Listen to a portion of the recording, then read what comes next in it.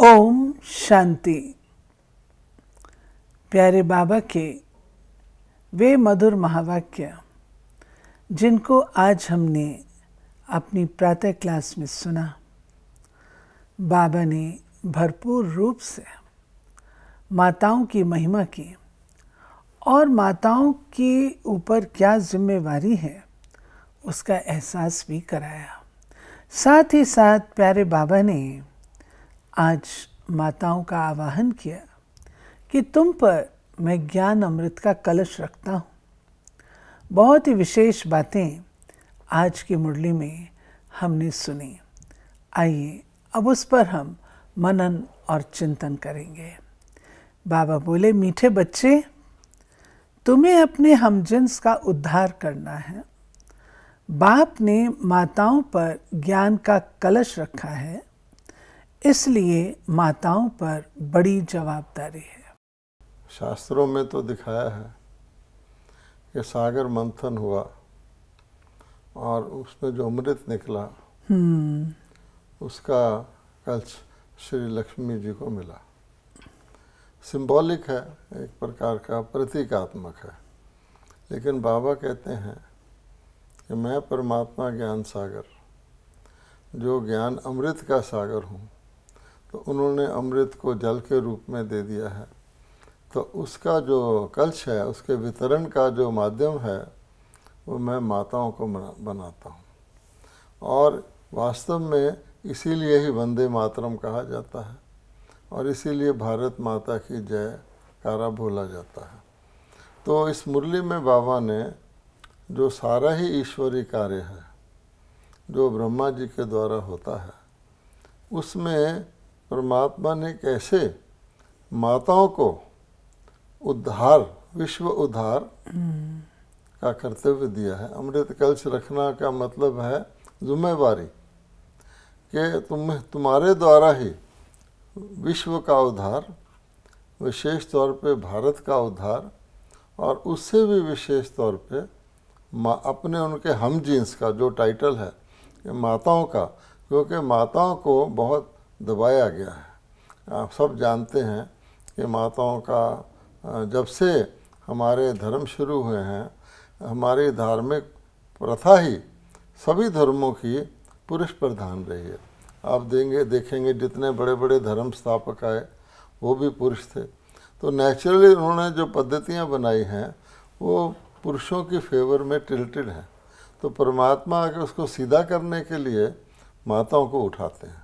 तो इसलिए जैसे गवर्नमेंट हमारी पिछड़े वर्गों को उठाती है, तो भगवान कहते हैं सबसे ज़्यादा पिछड़ा वर्ग जो है माताओं को बना दिया गया है। तो फिर परमात्मा उन्हीं को निमित्त बना के ये कार्य कराते हैं। बाबा की मुरली में आज ऐसा प्रतीत हुआ कि इतिहास बदल दिया।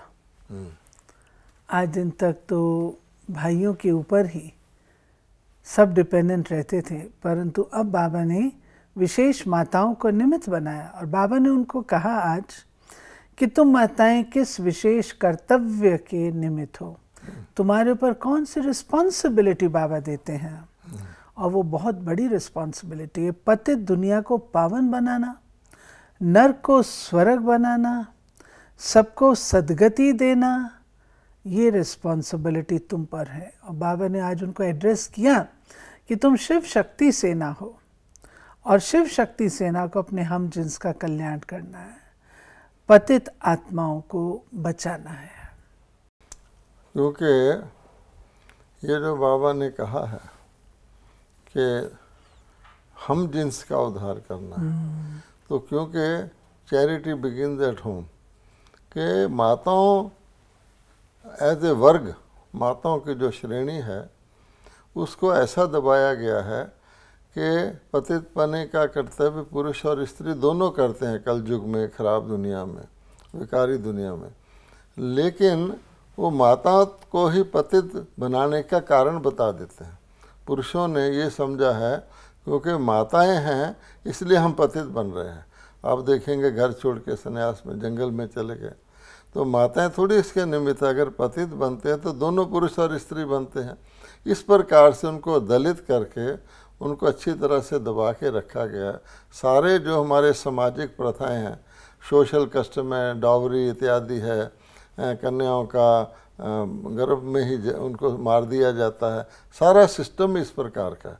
इसलिए बाबा ने कहा वास्तव में उद्धार का मतलब क्या है। इसमें बाबा ने कहा पतित मैंने जिसका उद्धार होना है और पावन मैंने जो उद्धार, तो पतित को पावन बनाना यही उद्धार है। आज गीत बजा है, रात के राही थक मत जाना, सुबह की मंजिल दूर नहीं। सुनते हैं। रात के राही थक मत जाना, सुबह की मंजिल दूर नहीं, दूर नहीं। थक मत जाना, राही थक मत जाना, रात के राही। लड़की के पहले आंगन में पल पल है रात का डेरा,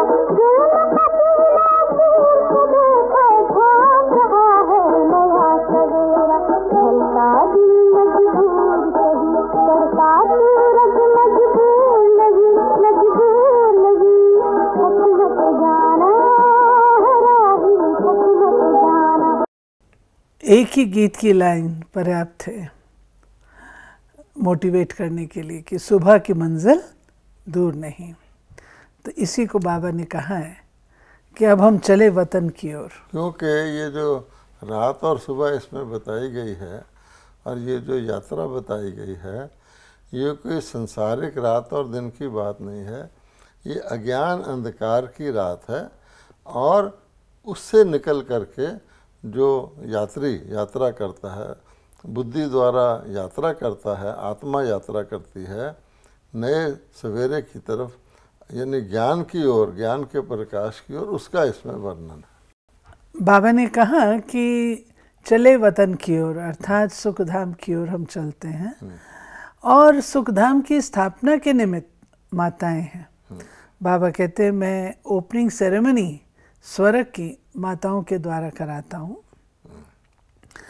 और इसमें बाबा ने खास ये कहा कि गुरुओं पर बाप ने ये रिस्पॉन्सिबिलिटी नहीं दी है, ये रिस्पॉन्सिबिलिटी माताओं को दी है सबकी सद्गति करनी, क्योंकि सद्गति होती है ज्ञान से।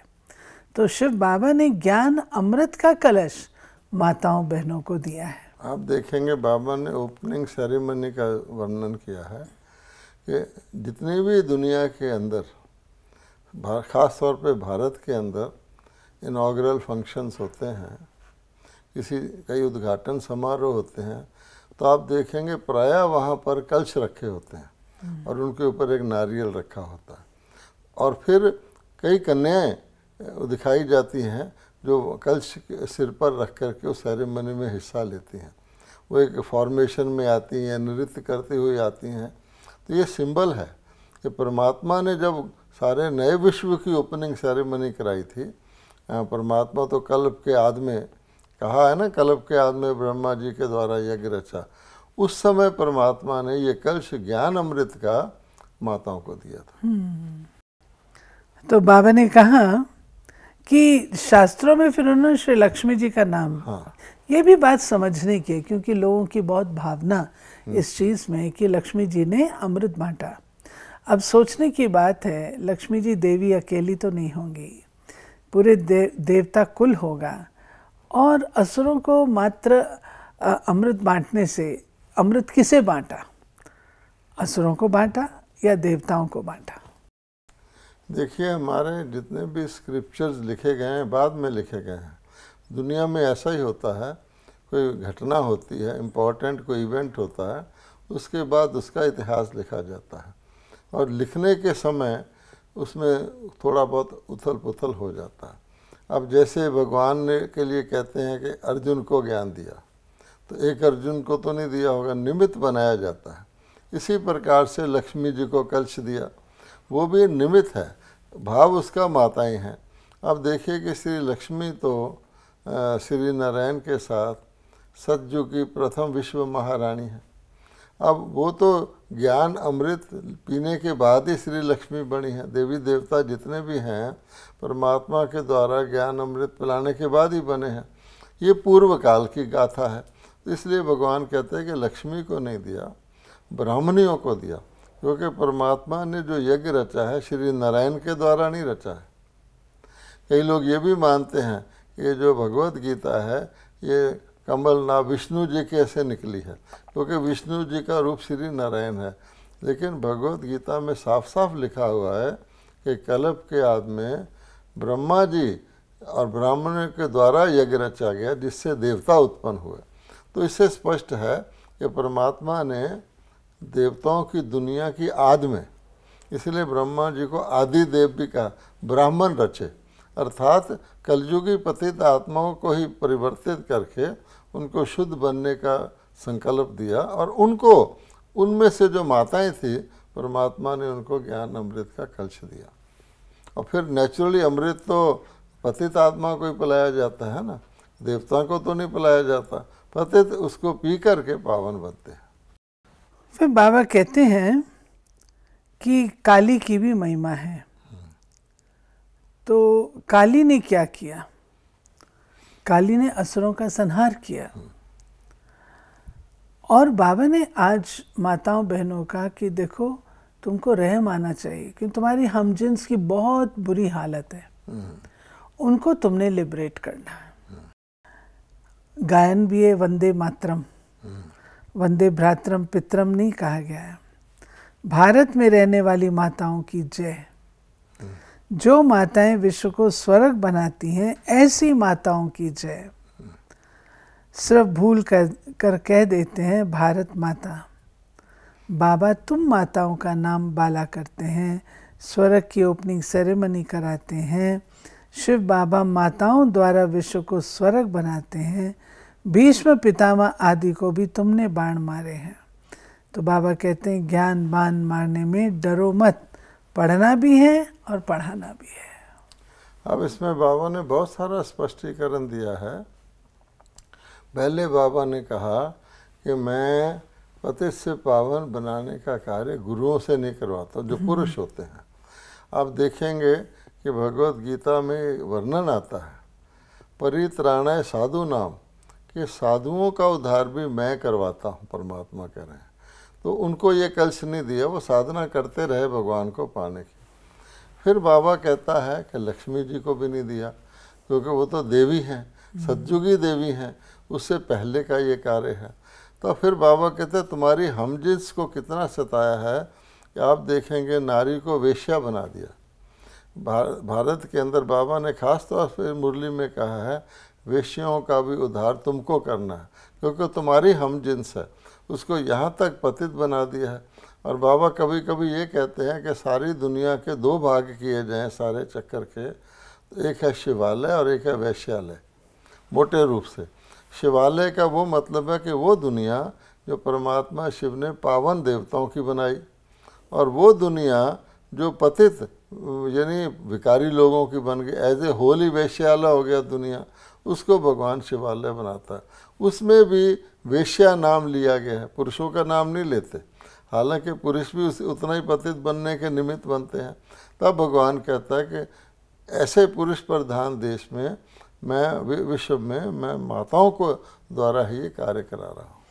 और जो भीष्म पितामह को ज्ञान बाण की बात कही, हाँ बाबा वो भी कहता है, दिखाया जाता है कि भीष्म पितामह आदि को भी नारी के रूप में बाण लगाए गए थे, क्योंकि वो उन पुरुषों के अंदर जो है ना, जितने भी दिखाए कौरव सेना में आप देखेंगे सब वो दिखाए गए बड़े बड़े योद्धा, वो आचार्य गुरु इत्यादि थे। द्रोणाचार्य जी हैं, कृपाचार्य जी हैं, भीष्म पितामह हैं, इस तरह से हैं, बाल ब्रह्मचारी हैं, इस तरह। बाबा ने ये जो बात कही आज कि मैं ब्रह्मा भी माँ है, लेकिन फिर भी जो ज्ञान का कलश है मैं ब्रह्मा को भी नहीं देता हूँ, ज्ञान का कलश मैं माँ सरस्वती को ही देता हूँ, जगदम्बा को। क्योंकि ये बड़ा एक गहरा रहस्य है कि परमात्मा को एज परमात्मा, परमात्मा आत्मा है, सब आत्माओं के पिता हैं। अब अगर उनको संतान रचनी है, अडॉप्टेड संतान भी रचनी है, तो उनको माता को अडॉप्ट करना पड़ेगा। तो भगवान कहते हैं कि क्योंकि मैं ब्रह्मा के शरीर रूपी रथ में आता हूँ, उस हिसाब से ब्रह्मा माता हो गई, शिव पिता हो गए, इन दोनों के द्वारा आप बच्चों को ब्राह्मण अडॉप्ट करता हूँ। लेकिन ब्रह्मा का शरीर फिर भी पुरुष का है ना, इसलिए बाबा कहते हैं ब्रह्मा जिसके रथ में मैं प्रवेश करता हूँ, भागीरथ है, उसको भी मैं ज्ञान का कलशनी देता हूँ, क्योंकि माताओं गुरु का सिलसिला चालू करता है। जो कहते हैं मातृ गुरु, भारत माता की जय, वंदे मातरम, ये उसी का प्रतीक चला आ रहा है। उन्होंने केवल धरती को कह दिया, जैसे हमारे अभी कहते थे ना मेरा भारत महान, जब ये टाइटल चला, स्लोगन चला था मेरा भारत महान, तो उसका मतलब यही है कि अगर भारतवासी महान होंगे तो भारत महान है ना। इसी प्रकार से वंदे मातरम, अब भारत माता की जय भी जब होगी अगर भारत में माताएं शक्ति रूप में होगी, माताओं का सम्मान होगा। आज की दुनिया में जैसे आज का समय चल रहा है, इसमें कौन वंदे मातरम कहेगा? माताओं की कितनी दुर्गति हुई हुई है। कहा जाता है कि जिस समाज में किसी समाज का स्तर देखना हो तो नारी का सम्मान देखो। जिस समाज में नारी का सम्मान होता है वहाँ देवी देवता रहते हैं जो भगवान रचता है, और जिसमें सम्मान नहीं होता वहाँ असुरी संपदा रहता है। और ये जो बाबा ने कहा काली ने असुर का श्रृंगार किया, तो आसुरी वृत्तियों का श्रृंगार किया। हमारे शास्त्रवादियों ने क्या किया है, वध दिखा दिए हैं, लोगों का किलिंग दिखा दिया। तो दुनिया में भी कहते हैं hate the sin not the sinner. अब काली ने जो श्रृंगार किया उसके पिक्चर बनाते हैं ना, उसमें नीचे एक असुर उसके पाँव में दिखाते हैं।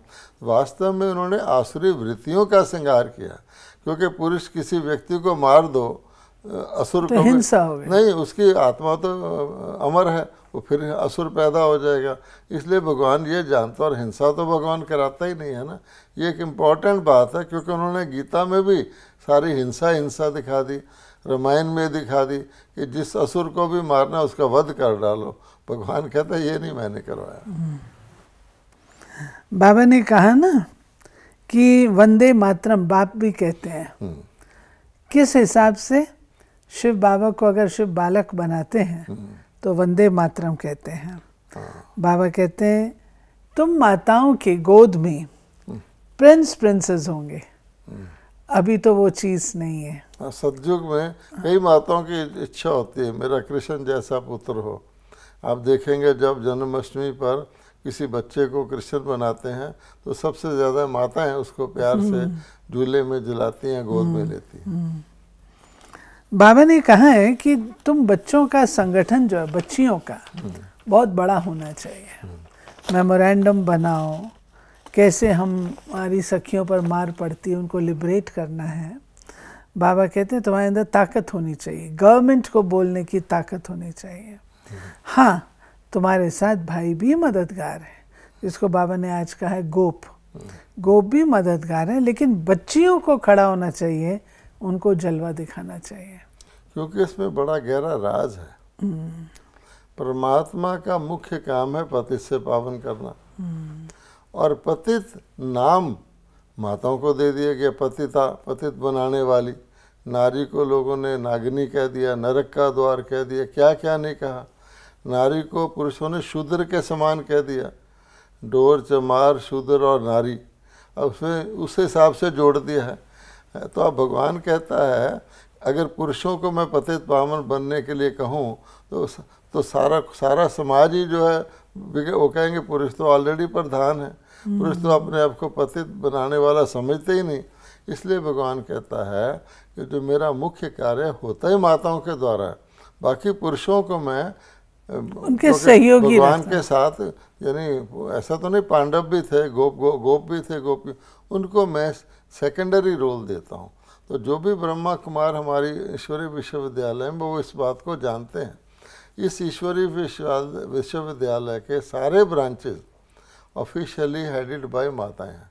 सारा इंस्टीट्यूशन हमेशा उसमें हमारे कॉन्स्टिट्यूशन में लिखा हुआ है कि कोई माता ही या बहन ही इसकी हेड रहेगी, और सारा नियमावली यही है कि पुरुषों का कल्याण ही इसमें है कि वो अगर उन्होंने अपना भी कल्याण करना है तो माताओं के पीछे चले। बाबा का सिस्टम है भगवान का, निर्माण होके चले। बाबा की इस पॉइंट में और भी गहराई है। बाबा कहते हैं कि ये कलश में लक्ष्मी जी को भी नहीं देता हूँ, हाँ, ना तो ब्रह्मा जी को देता हूँ, ना ही मैं लक्ष्मी जी को देता ना हूँ, गुरुओं को देते, ना गुरुओं को देता हूँ, ना ही गोपों को देता हूँ। ये कलश में देता हूँ जगदम्बा को। और जगदम्बा को जो फरमान मिला परमात्मा का, काम महाशत्रु है, जो इस पर जीत पाए वो श्रेष्ठाचारी स्वर्ग में ऊंच पद प्राप्त करे। तो बाबा कहते ये कार्य जगदम्बा करती है ब्रह्मा कुमार कुमारियों के साथ। ठीक, तो कलश को जगदम्बा को मिला ना। हाँ जी। अब बाबा कहते हैं कि तुम बच्चे जानते हो ये संगम युग कल्याणकारी है, इसमें हर कदम पे हमारा कल्याण है। लेकिन बाबा ने आज माताओं को कहा कि तुम्हें पवित्रता की रड़ी बहुत मारनी है। तो पवित्रता की रड़ी मारना वो किसे कहा जाता है? क्योंकि हमारे समाज के सिस्टम ऐसे हैं, जब किसी का विवाह कर दिया जाता है, शादी कर दी जाती है, उसके बाद वो पुरुष नारी को अपनी प्रॉपर्टी मानने लग जाता है और उसकी इच्छा के विरुद्ध उससे विषय भोग करता है। तो उस वक़्त नारियां क्या करें? भले गवर्नमेंट ने बहुत सारे राइट्स दिए हैं, वो कोर्ट में भी जाके केस कर देते हैं पुरुष लोग, कंजुगल राइट्स, कि हमें अधिकार है किसी की इच्छा, कोई नारी बीमार है, उसकी इच्छा नहीं है, पवित्र रहना चाहती है, उसको बलात्कार ही गिना जाएगा ना। ऐसी हालत में बहुत सारी हज़ारों नारियां इस परिस्थिति में हैं। तो इसलिए गवर्नमेंट नारियों को राइट कितने भी दे दे, उस राइट को एक्सरसाइज करने में भी डरती हैं। अगर मैंने अपने परिवार या अपने पति के खिलाफ कुछ बोल दिया लीगल राइट के लिए, तो मेरी तो बहुत दुर्गति बना देंगे। सारा मामला पवित्रता पर ही है, क्योंकि और कोई भी धर्म वाले पवित्रता पर जोर नहीं देते और वो पतित पावन की बात ही नहीं करते। वो तो शादियां करवाते हैं और ही भोगी बनाते हैं, उसमें उनको पैसा मिलता है। तो भगवान कहता है मैं आके देवी देवता बनाने के लिए विकारों से छुड़ाता हूँ। इसलिए तुम बच्चे ही हो, बच्चियाँ ही हो, जो इकट्ठी होकर के रड़ी मारो, अर्थात खूब आवाज़ करो कि देखो जैसे द्रौपदी का चीरहरण हो रहा था, ये आज स्थिति हो रही है। हे धृतराष्ट्र, आंखें खोलो। और तुम्हारी प्रगति वगैरह हो ही नहीं सकती जब तक कि चरित्र का उत्थान नहीं होगा। आज हमारे जितनी भी गवर्नमेंट्स हैं कितनी प्रगति की बात करती है, कितने प्लान्स बनाती हैं, लेकिन ये जो फैक्टर है, if character is lost everything is lost, उसको केवल ब्रह्मा कुमारियाँ लिए हुए हैं। इसलिए बाबा कहता है ब्रह्मा कुमारियाँ ही शक्ति सेना है जो इसको उठा भी सकती हैं। इसलिए तुमको इकट्ठे होकर के ज़ोर से आवाज़ करना चाहिए इसके खिलाफ। तो बाबा कहते हैं देखो इसका नाम ही है विशालय। वैश्यालय, हाँ। बाप आकर शिवालय बनाते हैं, ये सब ज्ञान की बातें हैं। बाबा मनुष्य तन में बैठ ज्ञान स्नान कराते हैं, बाकी परियां आदि कोई है नहीं, तुमको ज्ञान परी बनाने वाला बाबा है। अब कहते हैं ना कि जन्नत में परियां मिलती हैं, हूरें मिलती हैं। अब यूं भी वैतरणी नदी कहा गया कलयुग को, विषय वैतरणी नदी। तो मुख्य बात तो यही है कि विषय वैतरणी नदी से उभारता है भगवान माताओं के द्वारा। बाकी को इस प्रकार के पर वाली परियां नहीं हैं, यानी जिनके पंख टूट जाते हैं, भोगी बन जाते हैं, विकारी बन जाते हैं, दुखी रोगी बन जाते हैं। आज सारे वर्ल्ड में योग का नाम लिया जा रहा है, तो भगवान कहता है योगिनी, मैं योगिनियाँ बनाता हूँ। इसलिए आज देखो, आज तक भी भले भारत कितना गिर गया है, माताओं की पूजा होती है, माँ माँ कह के पुकारते हैं। क्यों पुकारते हैं? किसको पुकारते हैं? उस जगदम्बा को ही पुकारते हैं जिसके भिन्न भिन्न रूप उन्होंने काली, दुर्गा, अम्बा आदि बना दिया। तो बाबा कहते हैं तुमको डरना नहीं चाहिए। हाँ, हाँ। डरना नहीं चाहिए, दौड़ दौड़ करके आकर के बाबा से भी मिलना चाहिए और अपना कार्य भी करना चाहिए। बाबा की मुरली में आज जो वरदान मिला है वो ये है, सर्व शक्तियों को समय पर ऑर्डर प्रमाण कार्य में लगाने वाले मास्टर सर्वशक्तिवान भाव। हर शक्ति जिस समय आवाहन करो वो शक्ति प्रैक्टिकल स्वरूप में अनुभव हो। ऐसे भी नहीं ऑर्डर करो सहन शक्ति को, आए सामना करने की शक्ति, तो उसे मास्टर सर्वशक्तिवान नहीं कहेंगे। 1 सेकंड का भी फर्क ना पड़े। तुरंत हाजिर हो जाए। स्लोगन है, प्रसन्नता का आधार संतुष्टता की शक्ति है। अब ये जो शक्ति शब्द है ये भी निकला माताओं से ही है। आप देखेंगे भारत के अंदर भिन्न भिन्न नाम दे दिए हैं। धन की शक्ति शक्ति लक्ष्मी, बुद्धि की शक्ति सरस्वती, पावर की शक्ति दुर्गा, फिर अन्न भरपूर करने वाली अन्नपूर्णा, ऐसे ऐसे नाम दे दिए हैं। लेकिन ये माताओं ने ये कार्य किया है इसलिए ये नाम दिए गए। ये थी बाबा की आज की मुरली। और आज की मुरली से माताओं बहनों को ज़रूर नशा चढ़ा होगा कि शिव बाबा ने ज्ञान अमृत का कलश हम बहनों को दिया और अब हमारा कर्तव्य है बाबा के द्वारा दिए हुए ज्ञान अमृत को हम सब आत्माओं को बांटें और उन्हें सद्गति के लिए तैयार करें। ओम शांति।